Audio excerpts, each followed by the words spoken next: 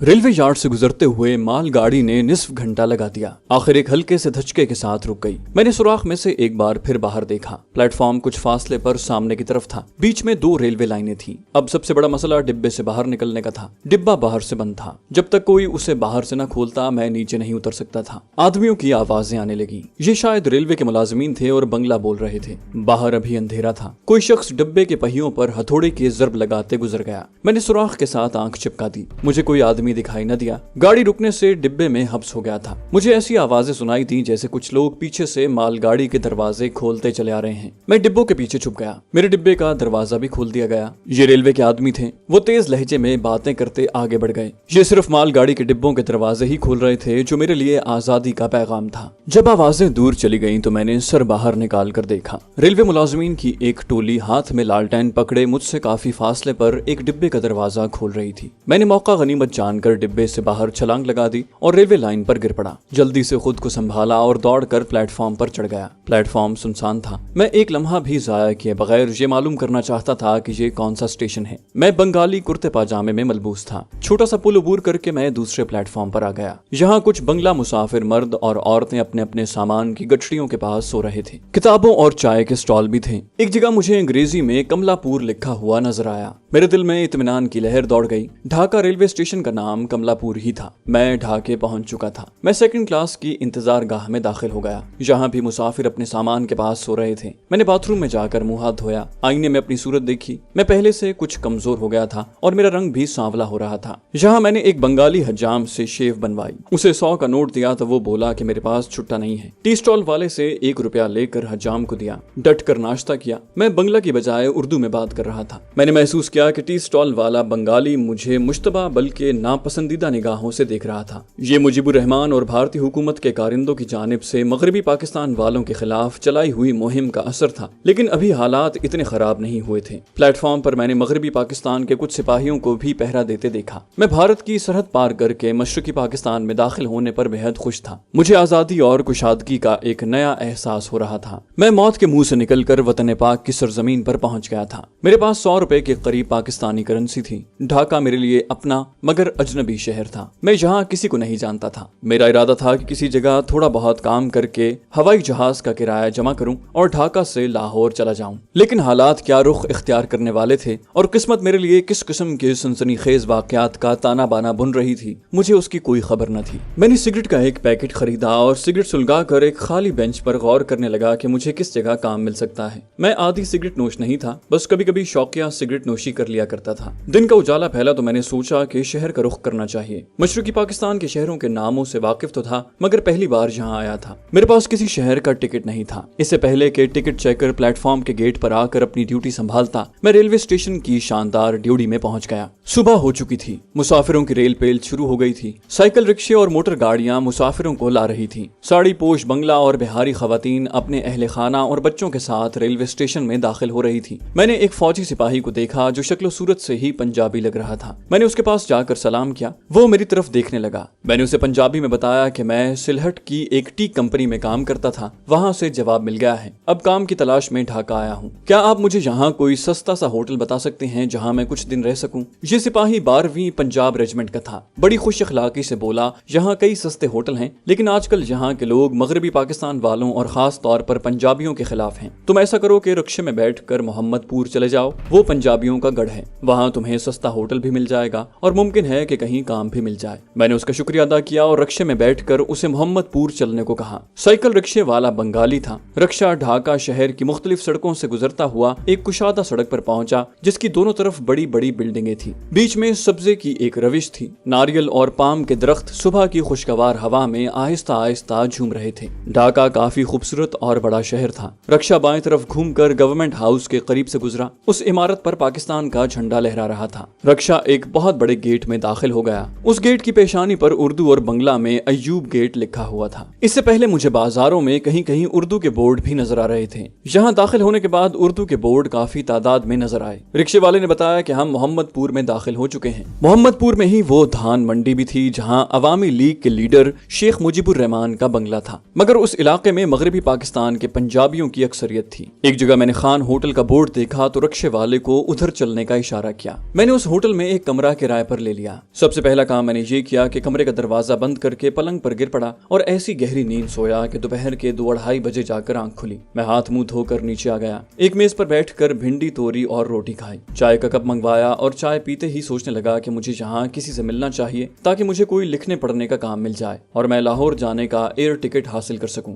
Khan hotel का मालिक मलिक अला यार खानपुर मगरबी पाकिस्तान का एक उधेड़ उम्र का आदमी था। मैंने उससे बात की तो उसने ऊपर से लेकर नीचे तक मेरा जायजा लिया और रजिस्टर पर कुछ लिखते हुए बोला, भाई जी यहाँ तो पहले ही बड़ी बेकारी है और पंजाबियों को तो यहाँ कोई नौकरी नहीं देता। जब मैंने उसे अपनी मजबूरी बताई और कहा कि मैं मगरबी पाकिस्तान जाने के लिए किराए की रकम जमा करना चाहता हूँ तो कहने लगा, भाई जी तुम ऐसा करो कि यहाँ एक कश्मीरी नादिर भट्ट साहब कालीनों का कारोबार करते हैं, उनसे जाकर मिलो, शायद वहाँ तुम्हें काम मिल जाए। मैं नादिर भट्ट का एड्रेस लेकर मोहम्मदपुर के इलाके में पैदल ही उनकी दुकान की तरफ चल पड़ा। नादिर भट्ट की दुकान 2 मंजिला कोठी नुमा इमारत थी। दुकान निचली मंजिल पर थी, ऊपर उनके बीवी और बच्चे रहते थे। दुकान के बाहर भट्ट कारपेट हाउस का अंग्रेजी में लिखा हुआ बोर्ड लगा हुआ था। दुकान खूबसूरत थी और कालीनों से भरी हुई थी। नादिर भट्ट की उम्र 50 के लगभग थी, मगर गोरा चिट्टा और मजबूत जिस्म का मालिक था। वो दुकान के अंदर काउंटर पर बैठा हिसाब किताब में मसरूफ था कि मैं सलाम करके उनके पास बैठ गया। उनका मुलाजिम एक गैर मुल्की गाहक को कालीन खोल खोल कर दिखा रहा था। मैंने अपनी कहानी बयान की कि सिलहट में चाय के एक दफ्तर में मुलाजिम था, लाहौर का रहने वाला हूँ, अब बेकार हूँ और काम चाहता हूँ ताकि कुछ रकम जोड़कर वापस लाहौर जा सकूं। बट साहब मुझे गौर से देख रहे थे। थोड़ी देर मुझसे पूछगिछ की, मेरे लाहौर वाले घर और रिश्तेदारों के बारे में पूछा, तालीमी काबिलियत मालूम की। जब मैंने बताया कि मैं भी लाहौर की एक कश्मीरी फैमिली से ताल्लुक रखता हूँ तो उन्होंने मुझे अपनी दुकान पर बहैसियत मुंशी मुलाजिम रख लिया। तनख्वाह अगरचे बहुत कम थी लेकिन मुझे एक सहारे की जरूरत थी और वो मुझे मिल गया था। मेरी रिहाइश होटल में ही रही। दिन को भट्ट साहब की दुकान पर काम करता और रात को खान होटल में जाकर सो जाता। शहर में कशीदगी बढ़ती जा रही थी। अवामी लीग के हामी लंबे चौड़े जुलूस निकालते। उनका मुतालबा था कि याहिया हुकूमत असम्बली का इजलास तलब करे। मगरबी पाकिस्तान में भुट्टो ने इधर हम उधर तुम का नारा लगा दिया था। फरवरी में हालात ज्यादा खराब हो गए। ढाका में बंगाली अक्सरियत वाले इलाकों से पंजाबी और बिहारी मीरपुर और मोहम्मदपुर की बस्तियों में मुंतकिल होने लगे। बंगाली जुलूस की शक्ल में मगरबी पाकिस्तान की हुकूमत के खिलाफ नारे लगाते। मोहम्मदपुर की बस्ती से गुजरते हुए शेख मुजीबुर रहमान की धान मंडी वाली कोठी की तरफ जाते। उनके तेवर बता रहे थे कि कोई बहुत बड़ा तूफान सर उठाने वाला है। भाषानी ग्रुप भी मगरबी पाकिस्तान से छुटकारा हासिल करने के लिए अवामी लीग के मुजाहिरों में शरीक हो गया था। मैं सोचने लगा कि ढाका से चिटागोंग जाकर बहरी जहाज पकड़ लूं और कराची रवाना हो जाऊं। मैंने इस मकसद के लिए मजीद रकम बचानी शुरू कर दी, लेकिन बदकिस्मती से मार्च में हालात ने तबाहकुन सूरत इख्तियार कर ली। 1 मार्च को याहिया खान ने ऐलान कर दिया कि असम्बली का इजलास नहीं बुलाया जाएगा। उस वक्त तक मुक्ति बाहिनी, तलबा और भारतीय फौज के सिपाहियों ने बंगाली शहरियों के भेष में आबादियों में जगह जगह अपने खुफिया अड्डे और मोर्चे कायम कर लिए थे। याहिया हुकूमत के इस ऐलान के बाद कि असम्बली का इजलास नहीं बुलाया जाएगा, ढाका शहर में लूट मार और आतिशजनी की वारदातें शुरू हो गईं। खैर बंगालियों के घरों और दुकानों को लूट मार कर नजर आतिश किया जाने लगा। मशरकी पाकिस्तान के तकरीबन हर शहर में गैर बंगालियों पर जुल्म और सितम के पहाड़ टूट पड़े। मोहम्मदपुर और मीरपुर सिर्फ इसीलिए अभी तक बचे हुए थे कि जहां आबादी की अक्सरियत गैर बंगाली थी। 2 मार्च को शहर में कर्फ्यू लगा दिया गया। उसके अगले रोज शेख मुजीबुर रहमान ने अदम ताउन की तहरीक का ऐलान कर दिया। 2 घंटे के लिए कर्फ्यू खुला तो मैंने अय्यूब गेट के पार बड़े बाजार की तरफ जाकर देखा तो तमाम गैर बंगालियों की दुकानें और मकान नजर आतिश कर दिए गए थे। हर तरफ अफरा तफरी का आलम था।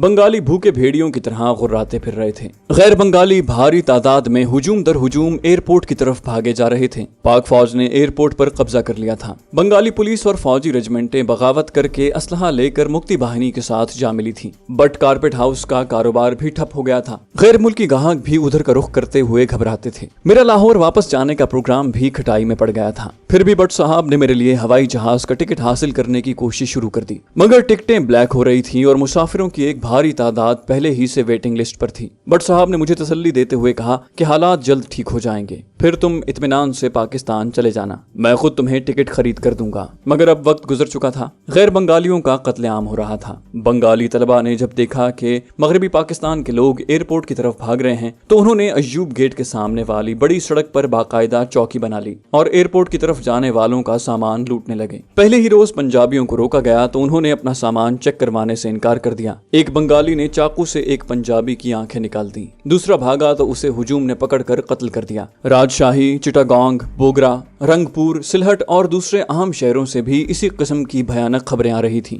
मुजीब ने ऐलान कर दिया था कि कोई सरकारी मुलाजिम काम पर न जाए। उसी दिन से मगरबी पाकिस्तान की तरफ जहाजों की परवाज भी बंद हो गई। कर्फ्यू पर कर्फ्यू लगने लगे। हम मोहम्मदपुर में बंद होकर रह गए। कर्फ्यू खुलता तब भी शहर के किसी दूसरे इलाके में जाने की हिम्मत न पड़ती। हर तरफ लूटमार, आतिशज़दगी, अगवा और कत्ल गारतगरी का बाजार गर्म था। लाकानूनियत का ये आलम था कि मुश्तइल बंगालियों ने मगरबी पाकिस्तान के फौजियों पर हमले शुरू कर दिए थे, जबकि फौज अभी तक कमाल ज़ब्त तहम्मुल से काम ले रही थी। दरअसल फौज याह्या हुकूमत की तरफ देख रही थी कि शायद वो इस तबाही का कोई सियासी हल निकालें, मगर याह्या अपने ही हाल में मगन, हालात की संगीनी से बेखबर पड़ा था। कोई मगरबी पाकिस्तानी बैंक से रुपया नहीं निकाल सकता था, उनका सरमाया मुंजमद कर दिया गया था। शेख मुजीब ने बांग्लादेश का परचम लहराकर मशरकी पाकिस्तान को मगरबी पाकिस्तान से अलग करके एक अलहदा बंगला मुल्क बनाने का ऐलान कर दिया था। चारों तरफ आग ही आग भड़क रही थी, नफरत की आग, बहीमत की आग और दरिंदगी की आग। मुझे बार बार ख्याल आता कि मैं यहाँ आकर किस मुसीबत में फंस गया हूँ। इससे तो बेहतर था कि मैं किसी न किसी तरह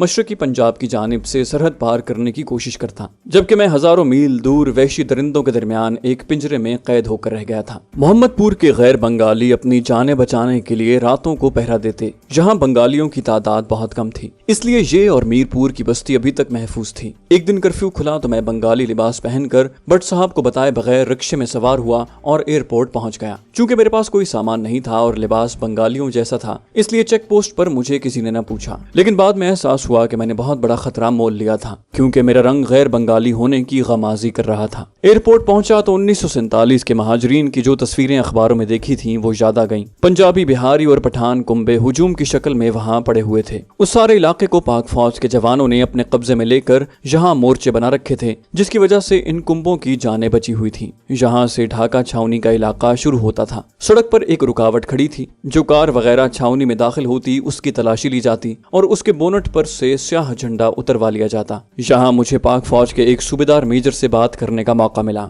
उसकी आंखें रंजो गम से सुर्ख हो रही थीं। कहने लगा, याह्या खान ने हमारे हाथ बांध रखे हैं, कुछ समझ में नहीं आता कि उसका क्या अंजाम होगा। दफतन एक स्याह मोरिस वहां आकर रुकी। उसमें एक बुजुर्ग की आगोश में एक दुबली पतली लड़की नीम जान पड़ी थी। मालूम हुआ कि उसे मुक्ति बहानी वालों के चुंगल से छुड़ा कर लाया गया है। सूबेदार मेजर सर थाम कर एक खोखे पर बैठ गया। मैं वहां से मोहम्मदपुर के लिए रवाना हुआ तो मैं भी रिक्शा लेते हुए घबरा रहा था, लेकिन मोहम्मदपुर पैदल जाना भी खतरे से खाली नहीं था। अब तो फौज को भी शहर में दाखिल होने की इजाजत नहीं थी। यूं महसूस होने लगा जैसे मैंने मोहम्मदपुर से निकलकर सख्त हिमाकत की हो। शाम के 5 बज रहे थे। रक्शे वाले बंगाली खड़े थे। मैंने मोहम्मदपुर नाम लेने की बजाय एक बंगाली रक्शे वाले से कहा कि धान मंडी ले चलो। वो अपने साथियों की तरफ देखकर मुस्कुराया और उन्हें बंगाली जबान में कुछ कहा। मेरे दिल ने कहा कि इस रक्शे में न बैठो, लेकिन उस वक्त तक रक्शा सड़क पर दौड़ने लगा था। रक्शा चौक के करीब पहुंचा तो वहां लोग पेट्रोल की बोतलें फेंककर एक मकान को आग लगा रहे थे। जाहिर था कि ये किसी गैर बंगाली का मकान था। रक्षाबान ने कहा कि बाबू इधर गड़बड़ है, दूसरी सड़क से चलेगा। वो रक्शे को मोड़कर एक बगली सड़क पर आ गया। मैं उसे भला कैसे मना करता। चौक में बंगाली गुंडे आग और खून का खेल खेल रहे थे। उस तरफ जाना मौत के मुंह में जाने के बराबर था। अगरचे मेरा लिबास बंगालियों जैसा था, मगर शक्ल सूरत और वज़ाक़ता से मैं साफ पंजाबी लगता था। फिर मुझे बंगाली भी नहीं आती थी। चुनाचे मैंने रक्शे वाले को कुछ भी न कहा, लेकिन दिल में डर गया कि ये रिक्शे वाला भी बंगाली है और उसने अपने साथियों से कोई बात भी की थी। कमबख्त कहीं मुक्ति बाहिनी गिरोह के हवाले न करते।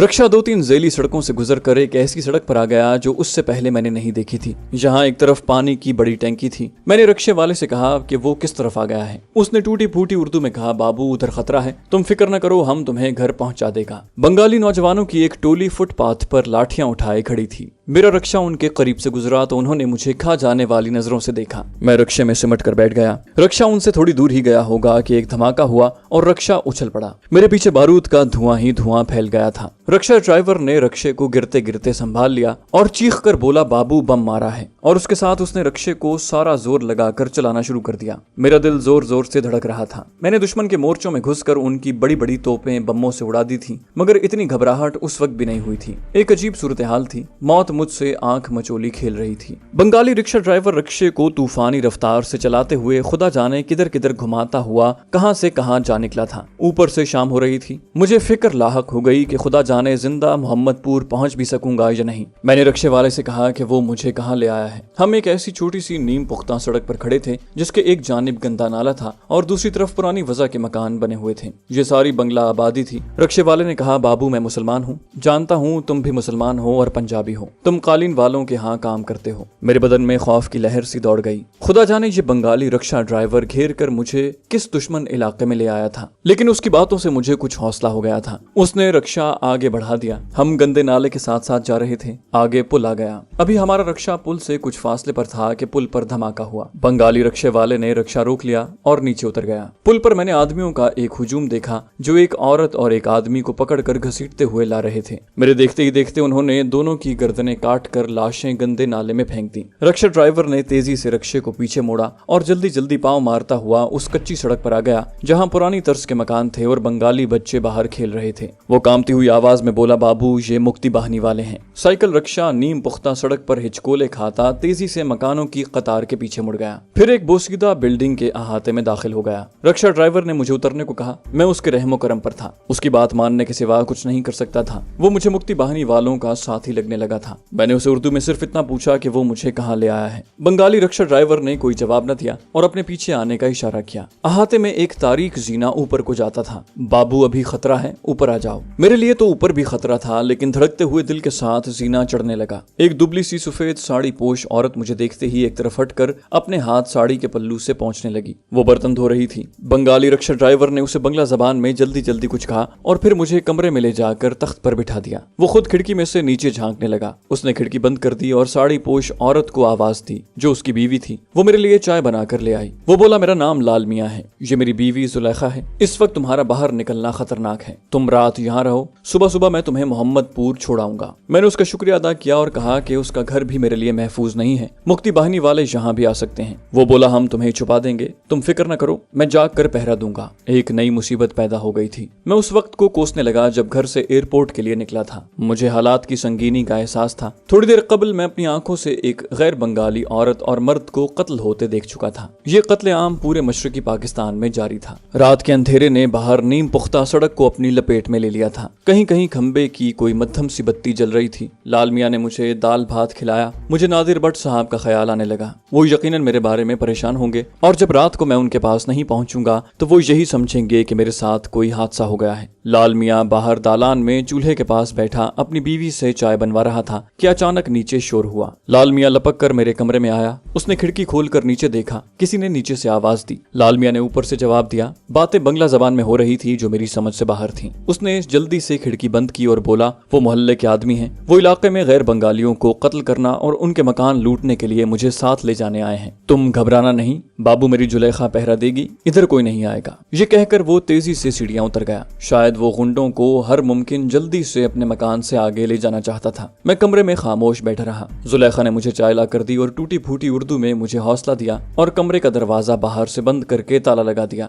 मकान के नीचे गुंडों का शोर आगे निकल गया था। फिर खामोशी गहरी होती गई। 1 घंटे बाद कर्फ्यू का सायरन बज उठा। शहर में कर्फ्यू लग गया था, लेकिन अजीब बात यह थी कि कर्फ्यू लगने के बावजूद फौज गश्त नहीं करती थी। फौज को तो शहर में दाखिल होने की इजाजत ही नहीं थी। पाक फौज सिर्फ छावनी के इलाके तक ही महदूद थी। चुनाचे कर्फ्यू के बाद गुंडा अनासिर मुक्ति बाहिनी के साथ मिलकर गैर बंगालियों के बचे कुचे घरों पर धावा बोल देते। मर्दों को वहीं कत्ल कर देते, औरतों को अगवा करके ले जाते और मकान लूट कर उन्हें आग लगा देते। ये लाकानूनियत और बर्बरियत खुले बंदों हो रही थी। याहिया हुकूमत हालात के आगे बेबस थी। लाल मियाँ आधी रात को वापस आया। मैं जाग रहा था। उसकी बीवी जुलेखा भी जाग रही थी। लाल मियाँ ने बताया कि मुक्ति बाहिनी वालों में अक्सरियत भारतीय फौजियों की है, जो मुक्ति बाहिनी का भेष बदल कर मुसलमानों के खून से होली खेल रहे हैं। मगर हम कुछ नहीं कर सकते। बंगाली मुसलमान भी भारतीय प्रोपेगेंडे के जहरीले असर में बह गए हैं और उनकी की आंखों पर पट्टी बंधी हुई है। सारी रात इसी तरह गुजर गई। जब दूर किसी मस्जिद से अजान की आवाज बुलंद हुई तो लाल मियाँ ने मेरे कमरे में आकर कहा, बाबू मुंह हाथ धो लो, हम अभी चलेंगे।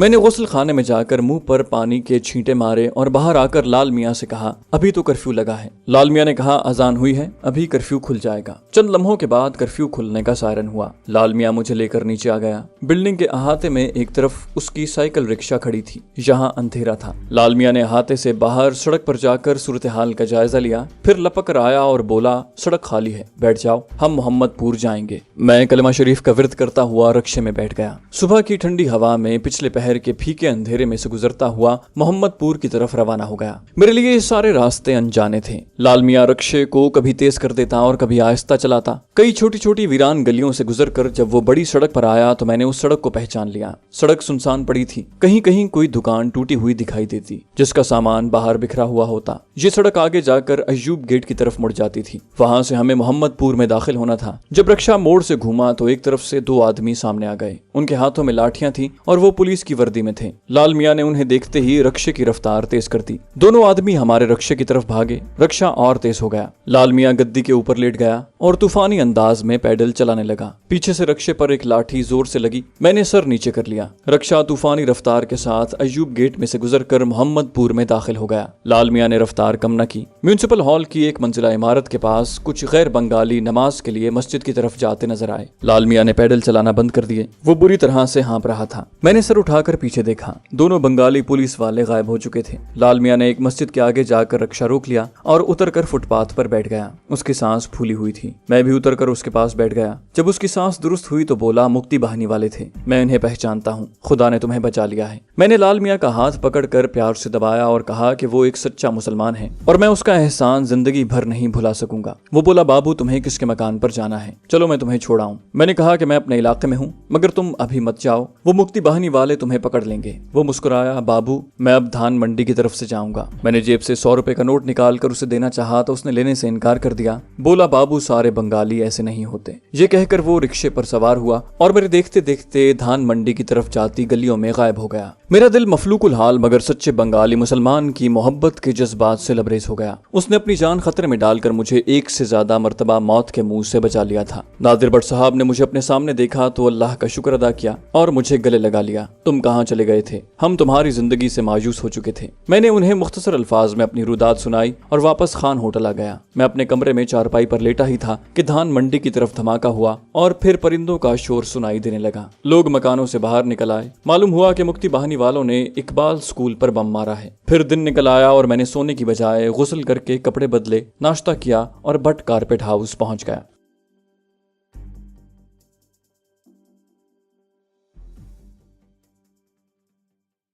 तो दोस्तों ये थी हमारी आज की एपिसोड। उम्मीद करते हैं आपको हमारी कहानी पसंद आई होगी। जाने से पहले इस वीडियो को लाइक कीजिए और शेयर करना मत भूलिए। कमेंट करके हमें बताइए कि आपको हमारी वीडियो कैसी लगी और अगर अभी तक आपने इस चैनल को सब्सक्राइब नहीं किया तो इसे सब्सक्राइब कीजिए और बेल आइकन दबाकर ऑल नोटिफिकेशंस ऑन कर लीजिए।